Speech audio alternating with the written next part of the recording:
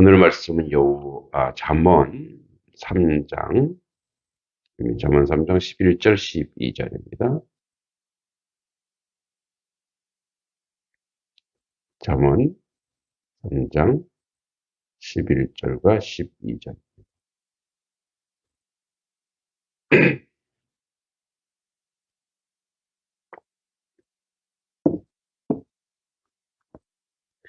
삼장 11절 12절 같이 한번 읽어보겠습니다.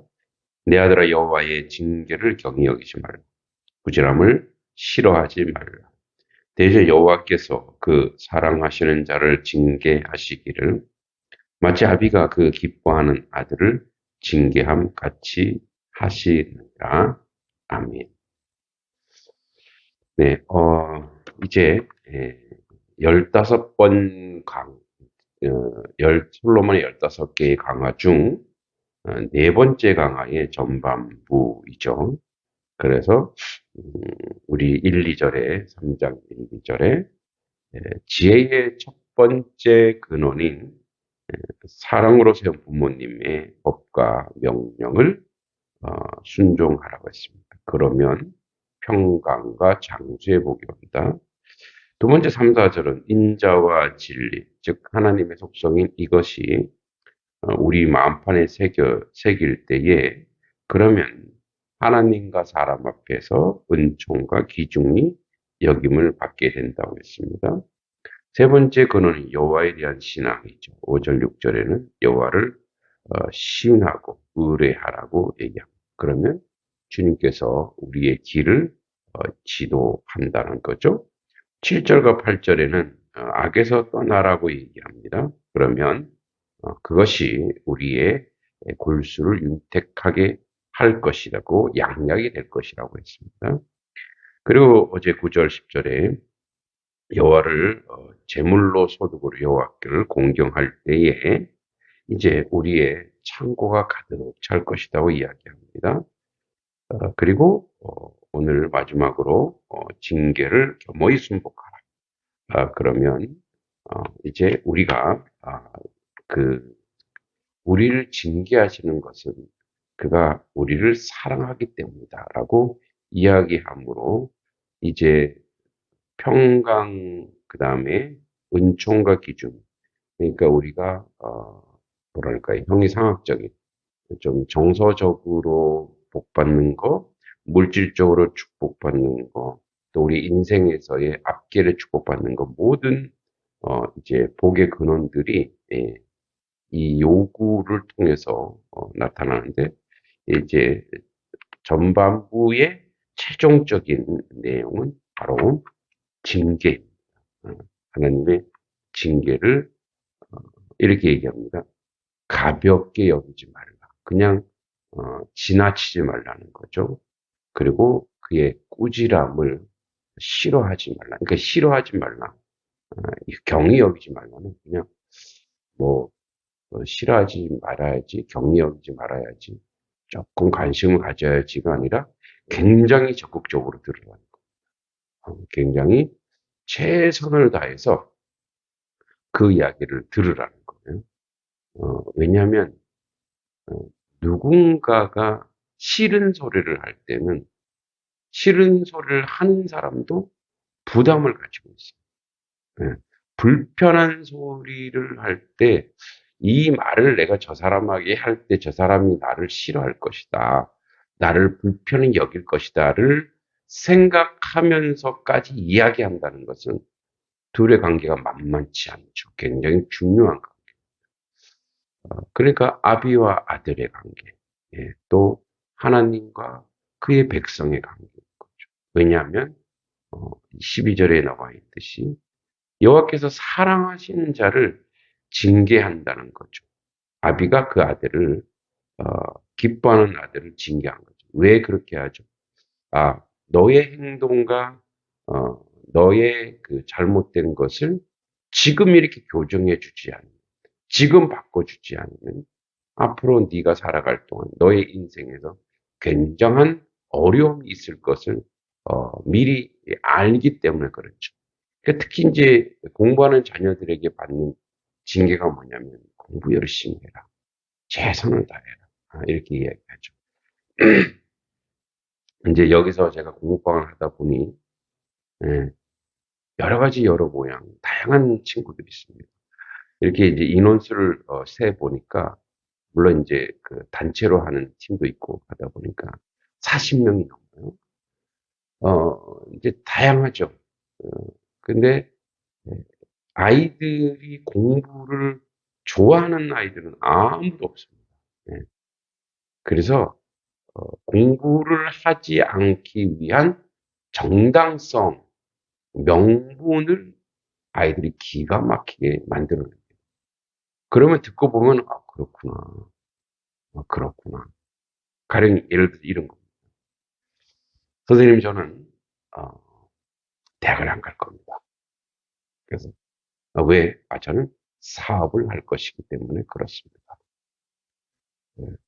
그러면 지금 사업을 하기 위해서 대학을 가지 않고, 그럼 지금 학교를 왜 다녀? 그냥, 어, 바로 사업으로 가지. 음. 그래서 그래도 학교는 졸업해야지. 근데 이제, 사실은, 물론 그 친구가 정말 사업을 하기 위한 그런 결정을 했을 수도 있지만, 대개가 지금 하고 있는 불편하거든. 힘들거든. 근데 아이들한테 그러죠. 너에게 주어진 인생, 어, 지금 너가 10대인데, 앞으로 너의 인생을 하나님이 몇 살까지 이렇게 살도록 해주셨는지 모르지만, 그래서 넌 지금 계속 그 주신 기회를 하나님이 인생에서 살게 하시는 인생의 그 삶을 지금 쓰고 있잖아. 음, 그거 똑같아. 대학도 너가 나중에 갈 수도 있고 안 갈 수도 있지만 지금은 그래도 우리가 대학이라고 하는 것에 가서 그곳의 문화와 학문을 터득해서 사업을 할 수도 있고 다른 여러 가지도 할 수 있는 것이 있다. 그러니까 지금부터 기회를 포기하면 안 된다.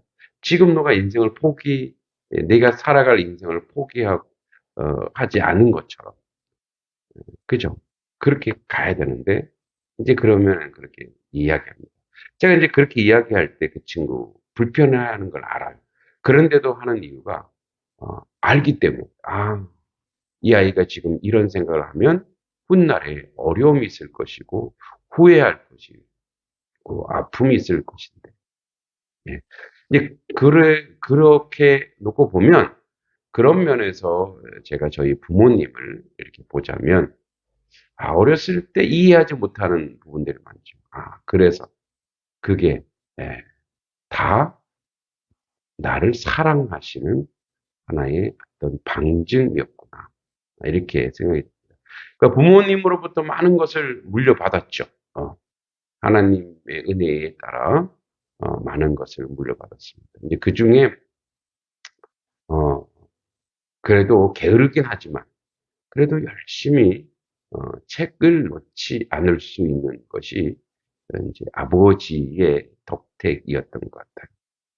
그래서 어, 한 번은 이런 일이 있었어요. 아버지가 하도 책을 좋아하니까 지금은 뭐 옆에 바로 도서관도 있고 책이 풍성하니까 얼마든지 책을 구해볼 수 있습니다.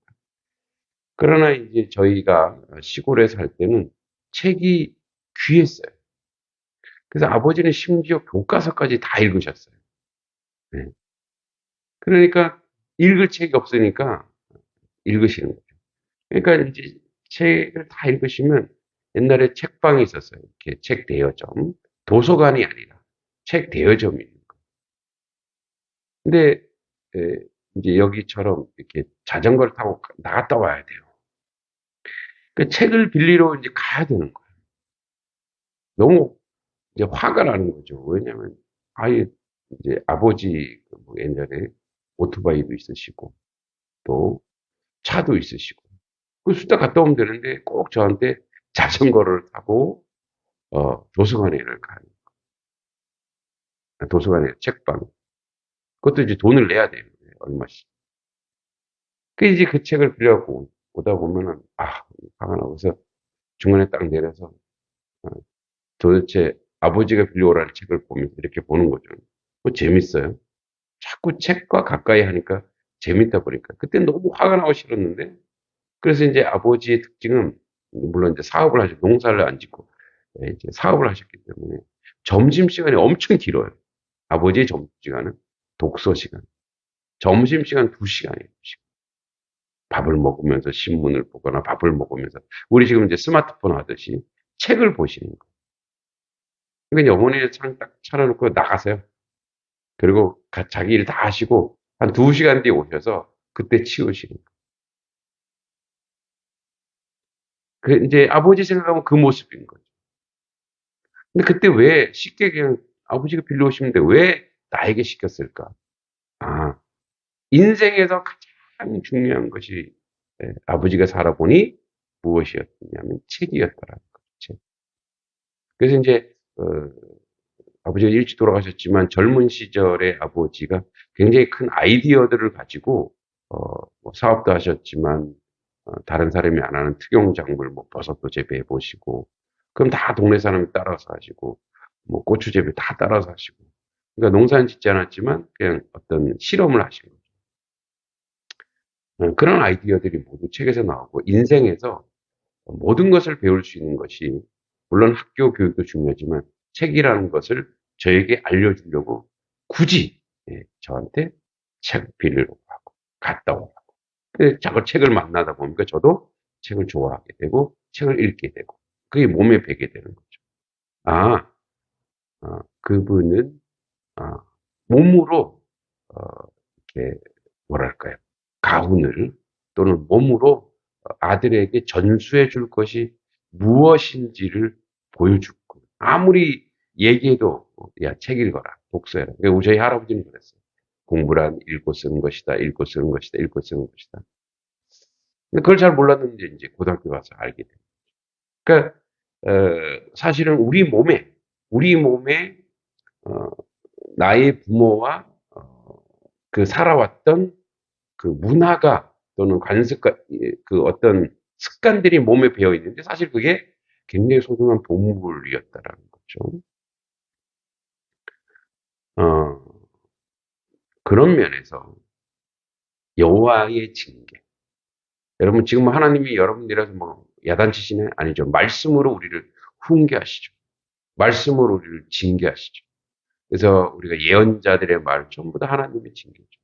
근데 그게 그 시대 사람들의 것이다라고 생각하면 안 되고 지금 이 시대에도 우리가 이제 이사야서를 강의하지만 지금 이 시대에도 여전히 그것이 통용된다는 거죠. 그것을 가볍게 옛날 사람들의 얘기야. 우리는 안 그래. 그것을 가볍게 적극적으로 받아들이고 그것을 싫어하지 말라. 그것을 좋아하라는 글을 듣고 그것을 실천해 옮겨. 그래서 뭐라고 얘기합니까? 여호와께서 그 사랑하는 자를 징계하신다. 아비가 아들을 기뻐하는 아들을 징계함 같이 한다. 그러니까 사랑하시기 때문에.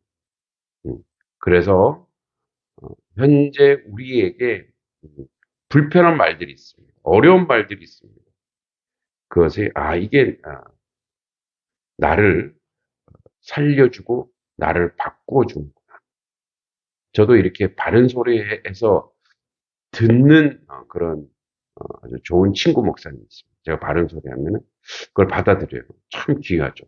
왜냐면 하나님 말씀도 아니고 그냥 제 옆에서 봤을 때 그냥 동료인데 그냥 들어주고 또 고치려고 하니까 참 겸손하신 그런 분이라고 생각합니다. 저 또한 이제 최선을 다해서 그런 열려있는 고집이 있지만 열려있는 길을 가지려고 어떤 누군가 어드바이스를 해줬을 때 충고를 해줬을 때 듣는 적극적으로 오늘 말씀이 혹시 여러분 말씀 읽다가 하나님이 우리에게 하시는 말씀이라 생각하면 적극적으로 생각하시고 그걸 실천하시고 그것을 아멘으로 받아들여 결국은 그것을 통해서 하나님의 사랑을 확인할 수 있는 그것을 통해서 하나님의 사랑이 우리 가운데 오는 거죠. 그런 삶의 자리, 그런 은혜의 자리에 승리하시기 바랍니다. 하나님의 말씀을 듣고 순종하고 또 우리 주변의 말도 듣고 고치고 그럴 때 우리의 삶이 바뀌는 겁니다. 그래서 그 사람이 나한테 충고를 했을 때 내가 고치면 그 사람은 굉장히 기뻐하고 좋아합니다. 저도 동료 목사님에게 이렇게 얘기했을 때 그 목사님이 그걸 고쳤을 때 그분과 관계가 남달라지는 거예요. 굉장히 끈끈해지죠. 마찬가지입니다. 하나님의 사랑을 확인하는 것은 하나님 우리를 칭찬하시고 우리를 사랑하는 또 다른 증거가 뭐냐? 우리를 징계하시고 교훈하실 때 듣고 순종할 때 또 다른 하나님과 나의 경험과 체험과 믿음의 성숙과 은혜의 그 열매들이 우리 가운데 나타나는 줄 믿습니다. 12절 다시 한번 읽습니다. 대저 여호와께서 그 사랑하시는 자를 징계하시기를 마치 아비가 기뻐하는 아들을 징계함 같이 하시느니라. 아멘. 하나님 아버지 은혜 감사합니다. 주의 말씀이 우리를 교훈하고 우리를 징계할 때 아멘으로 화답하고 순종하고 응답하는 하나님 백성 되어 하나님의 사랑을 확인하는 그런 자녀 되게 하옵소서. 예수님의 이름으로 간절히 기도합니다.